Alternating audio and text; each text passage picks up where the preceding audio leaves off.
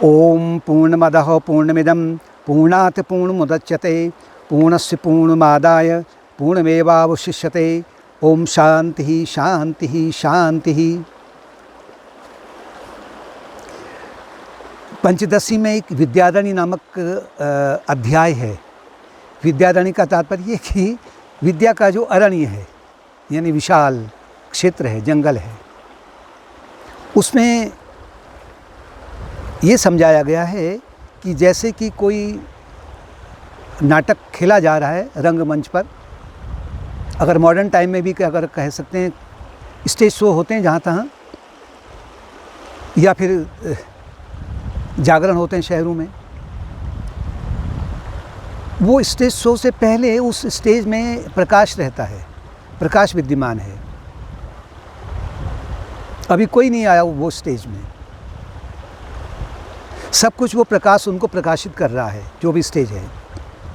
उसके बाद में जैसे ही वो नाटक आरंभ होता है, उसमें चाहे वो राजा हो, चाहे जो पात्र बने हों उसमें, चाहे वो राजा का अभिनय कर रहा हो या रंग का अभिनय कर रहा हो, कोई उसमें नर्तकी हो, कोई विद्वान हो, कोई मूर्ख हो, कोई धनवान हो, कोई निर्धन हो, कोई बालक हो, कोई बड़ा हो, उन सबको वो प्रकाश समान भाव से प्रकाशित कर रहा है। अगर वो प्रकाश नहीं होता तो वो रंगमंच में जो कुछ भी घट रहा है वो नहीं अनुभव में आता। प्रकाश निरंतर सबके समान में एक बराबर है। प्रकाश ने ये नहीं कहा कि राजा आ गया तो मैं इसको ज़्यादा प्रकाश दे दूंगा, या रंग का आ गया तो इसको मैं कम प्रकाश दे दूंगा, ये बड़ा बलवान है या धनवान है महान, इसको मैं ज़्यादा प्रकाश दे दूंगा, या जो कमज़ोर है मैं उससे कम प्रकाश दूंगा। ऐसा प्रकाश ने कोई भी भेदभाव नहीं किया। समभाव से प्रकाश सबको प्रकाशित कर रहा है। और नाटक समाप्त होने के बाद में भी वो रंगमंच में वो प्रकाश विद्यमान रहता है। उन पात्रों को प्रकाशित करने के साथ साथ में जो भी वहाँ पर अन्य लोग हैं, जो दर्शकगण इत्यादि हैं, जो उसमें उपकरण हैं,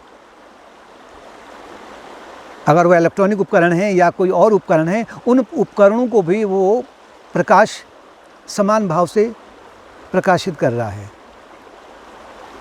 कोई उसमें पक्षपात या भेदभाव है ही नहीं। ठीक ऐसे ही आत्म प्रकाश या भीतर का प्रकाश, जिसे हम चैतन्य कहते हैं,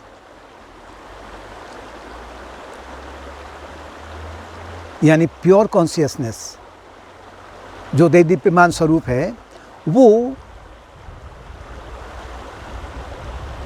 शरीर में मन को, बुद्धि को, पांचों इंद्रियों को, अहंकार को, चित्त की वृत्तियों को, और दूसरी अगर हम जो बायोलॉजिकल एक्टिविटी शरीर में हो रही हैं, भोजन पच रहा है या और शरीर के जो अंग वो कार्य कर रहे हैं, उनको समान भाव से प्रकाशित कर रहा है, यानी अपनी शक्ति को प्रदान कर रहा है। लेकिन ये जो प्रकाश है ये भौतिक प्रकाश से बिल्कुल भिन्न है। ये प्रकाश आनंद स्वरूप है, ये सजीव है अगर कहें, यानी कि इस प्रकाश के कारण ही पूरा का पूरा शरीर सजीव बन उठता है। नींद में जबकि वहाँ पर अहंकार विद्यमान नहीं रहता है, लेकिन फिर भी वहाँ पर समान भाव से, निर्विकार भाव से प्रकाश में कभी भी कमी या वृद्धि नहीं होती है, जबकि यहाँ पर अभी अहंकार ढक गया है। तो इस दृष्टांत को या इस प्रकार के उदाहरण को पकड़ते हुए निरंतर ये चिंतन मनन में लगे रहें कि मेरी आँखें किसके प्रकाश में काम कर रही हैं। यानी उपनिषद में कहा गया नहीं कि आँखों का आँख कौन है, कानों का कान कौन है, यानी कौन इनको प्रकाश दे रहा है, आँखों को, कान को, जिह्वा को, ये जो पांच इंद्रियां हैं इनके माध्यम से जो ये कार्य कर रही है, इसके पीछे कौन है। बुद्धि किसके प्रकाश में कार्य कर रही है, मन किसके प्रकाश में कार्य कर रहा है, अहंकार किसके प्रकाश में कार्य कर रहा है कि मैं जो अपने आप को कह रहा कि मैं हूँ, सात्विकी हो, राजसी हो, तामसी हो, उस अहंकार के पीछे कौन वो महाअहंकार है, बड़ा मैं कौन है। चित्त की वृत्तियों को, क्योंकि वो जड़ स्वरूप हैं, जैसे कि फिल्म चलती है, उसको प्रकाश कौन दे रहा है? चित्त की वृत्तियों को। उन वृत्तियों के माध्यम से कौन जीवन को चला रहा है?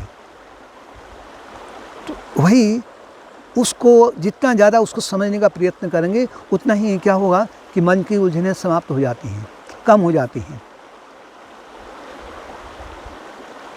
संसार में फिर जो दुख है, शोक है, या मन का उद्विग्नपना है, यानी जिसे हम कह सकते हैं कि मन चंचल हो गया है, वो भी स्थिर होने लग जाता है। क्योंकि मन की ओर दृष्टि नहीं जा करके, मन की वृत्तियों की ओर दृष्टि नहीं जा करके, उसके पीछे वो प्रकाश कौन है, उस ओर